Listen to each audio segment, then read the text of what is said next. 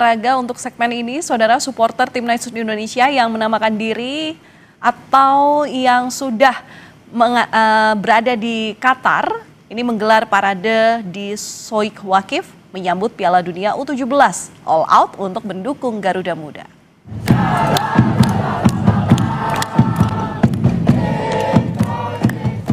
Supporter Timnas berkumpul menyanyikan lagu kebangsaan dan mengibarkan bendera merah putih di jantung kota Doha pada Sabtu malam. Supporter bertekad skuad racikan Nova Arianto itu tak akan berjuang sendirian di Piala Dunia U17 2025. Garuda Qatar berkomitmen akan selalu memberikan suntikan semangat bagi Zahabi Goli dan kolega selama berlaga di Qatar nanti. Merdeka, merdeka.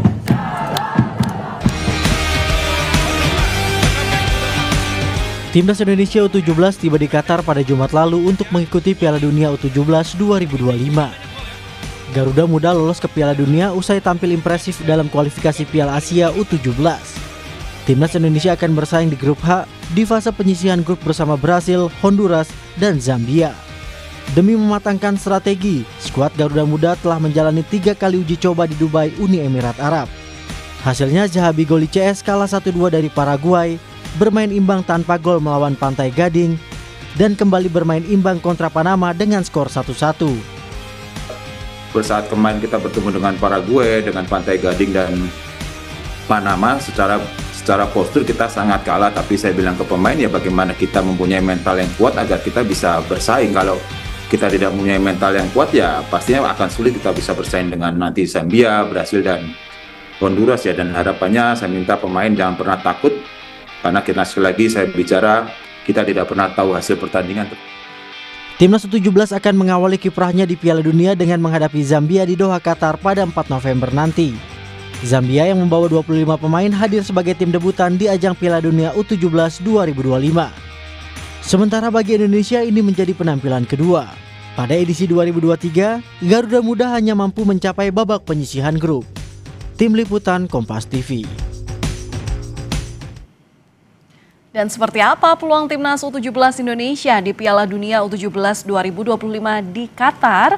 Kita akan bahas bersama dengan pengamat sepak bola Wesley Hutagalung. Selamat malam Bung Wesley, apa kabar? Selamat malam. Baik. Iya, salam sehat selalu Bung. Ini Timnas Indonesia U17 ini akan bertanding besok tanggal 4 November lawan Zambia. Nah, yang pertama kali main di Piala Dunia U17 bahkan. Seperti apa kalau melihat peluang Garuda Muda di sana nanti? Kita punya ekspektasi tinggi ya, karena standar yang sekarang ini ditetapkan oleh pemerintah sepak bola di tanah air itu bukan lagi standar sekedar partisipan. Kalau 2 tahun lalu kita bisa tampil sebagai tuan rumah dan sekarang kita lolos, memang peluangnya diperbanyak ya, karena pesertanya tidak lagi 24, tapi sudah jadi 48 tahun ini, dan tujuan akan terus dilakukan. Nah, melihat performa mereka 3 uji coba itu kan paling tidak kita cuma sekali nggak cetak gol ketika menghadapi Pantai Gading. Kita kalah 1-2 lawan Paraguay yang sudah 5 kali sebelumnya tampil di Piala Dunia U17, kita cetak 1 gol. Lawan Panama kita cetak 1-1. Berarti kita Panama juga sudah 3 kali sebelumnya main di Piala Dunia. Jadi ada sebuah harapan besar bahwa kita bukan lagi inferior terhadap tim-tim yang lebih dahulu mentas di panggung Piala Dunia meskipun kategorinya junior. Ini hasil yang harus kita tunggu performanya dari sebuah laga uji coba dengan turnamen, karena bagi saya untuk U22 ini ada 3 faktor itu. Yang pertama soal kemampuan mereka fokus kepada pertandingan, fokus kepada strategi yang ditetapkan oleh pelatih, lalu konsistensi. Tidak mudah untuk anak muda itu bermain konsisten, apalagi pertandingan tiap 3 hari kan, tanggal 4, 7, tanggal 10 itu kan tanding, jadi cuma 2 hari istirahat. Dan yang ketiga soal kepercayaan diri, ini yang menjadi kendala bagi usia muda kita. Nah, kepercayaan diri itu sudah dipupuk kemarin lah lawan 3 uji coba lawan Pantai Gading, Panama, dan lawan Paraguay. Ya, memang kemarin performa kita kurang baik ketika lawan Paraguay, kemudian juga Panama dan juga Pantai Gading begitu ya. Ini memang harus jadi catatan. Kita nggak boleh lihat ke belakang, tapi memang optimistis harus selalu kita tanam. Tapi untuk membangun optimistis itu pasti perlu ada yang membuat percaya diri. Jadi apa sebenarnya dari kekalahan kemarin yang harus dibenahi oleh sang pelatih? Tadi saya sudah sebut ada 3 faktor ya. Nah, tim pelatih itu juga harus memperkuat lagi aspek psikologi. Nah, di tim itu kan memang ada psikologi. Yang perlu sebenarnya menjadi catatan bagi kita lah, di tingkat usia itu, Mbak Valen, sebenarnya persaingannya nggak terlalu jomplang. Kalau kita mundur di kejuaraan sebelumnya kan kita lumayan ya, memulai 2 pertandingan dengan skor imbang di 2 pertandingan awal, meskipun akhirnya kalah lawan Maroko. Tapi pada usia 17-20 sebenarnya kita nggak boleh inferior. Nah, tadi saya katakan kalau percaya diri mereka bisa dijaga, bahwa di kategori junior itu kita masih bisa bersaing kok. Iya setuju. Ini memang besok itu ketika pertandingan Garuda Muda itu juga akan jadi challenge untuk para pemainnya sendiri. Meskipun memang targetnya harus mencari poin 3 begitu ya, poin penuh, tapi memang permainan mereka nanti juga akan menjadi sorotan para pencari bakat dunia begitu. Tapi kalau melihat pertandingan di tahun 2023 lalu, langkah timnas U17 itu terhenti di babak grup. Nah, sejauh mana level pemain timnas Indonesia yang berada dalam satu grup ini bersama dengan negara lain? Ya, kita di grup ini kan ketemu lagi musim 2 tahun lalu kan kita ketemunya Ekuador, Panama dan Maroko. Performanya kan mengejutkan sebenarnya.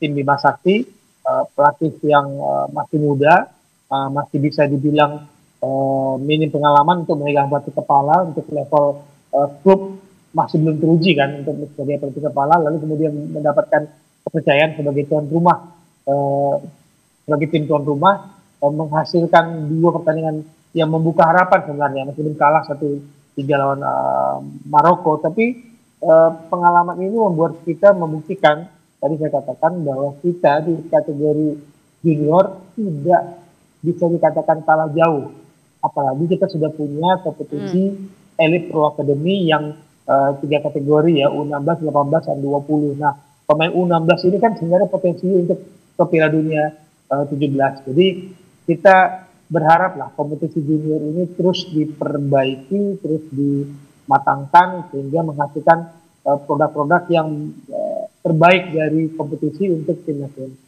Ya, tapi kalau lihat peta kekuatan di Piala Dunia U17, sejauh mana realistisnya target timnas U17 bisa melangkah?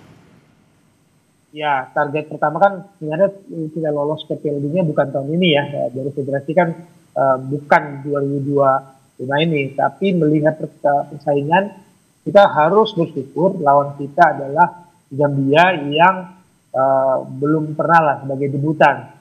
Tapi kalau melihat performa mereka, Zambia bisa mengalahkan Meksiko. Itu juga tim peserta Piala Dunia U17.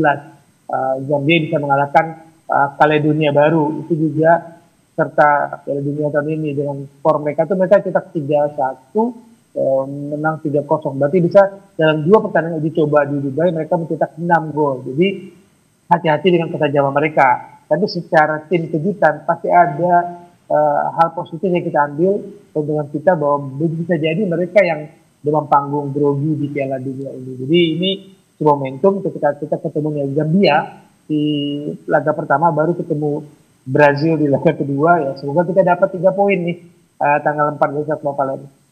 Ya, itu juga yang jadi harapan kita bersama ya. Kita nggak boleh meremehkan lawan, tapi ya lagi-lagi tantangan mental ini yang memang harus dijaga oleh para pemain Garuda Muda. Terima kasih sudah berbagi analisanya, Bung Wesley Hutagalung, pengamat sepak bola bersama kami di Kompas Malam Kompas TV. Terima kasih, salam olahraga, salam sehat selalu, Bung Wesley.